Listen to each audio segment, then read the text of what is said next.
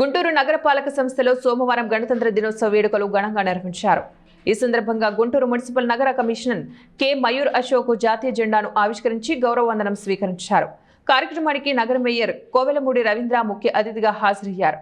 ఈ సందర్భంగా commissioner K Mayur Ashok మాట్లాడుతూ భారతదేశానికి స్వాతంత్రాన్ని సాధించి ప్రపంచంలోని అత్యున్నత రాజ్యాంగాన్ని అందించిన త్యాగధనుల సేవలను ప్రతి భారతీయుడు నిత్యం స్మరించుకోవాల్సిన అవసరం ఉందన్నారు.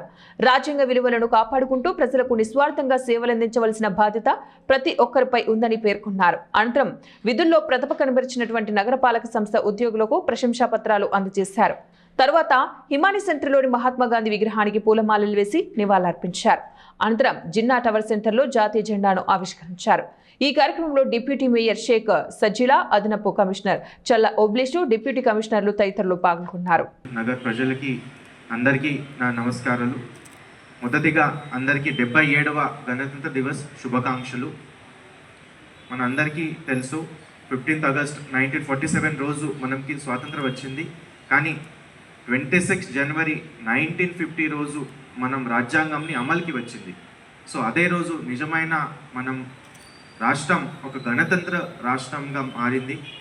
కాబట్టి ఆ సంవత్సరం నుంచి మనం ప్రతి సంవత్సరం గణతంత్ర దివస్గా ఈరోజు జరుపుకుంటున్నాము.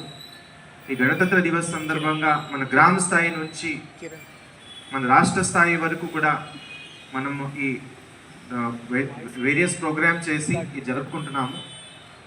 కానీ ఎప్పుడు కూడా గణతంత్ర దివస్ అయితే ఓన్లీ మన ఫ్లాగ్ హోస్టింగ్ చేస్తాము, పరేడ్ ఉంటుంది, కల్చర్ ప్రోగ్రామ్ ఉంటుంది. ఇదే కాదు, గణతంత్ర దివస్ రోజు మనం మన దేశ స్వాతంత్ర కోసం తమ ప్రాణాన్ని అర్పించింది ఏదైతే స్వతంత్ర సమరయోధాలు ఉంటారు వాళ్ళ ఒక కాంట్రిబ్యూషన్ మనం గుర్తించాలి.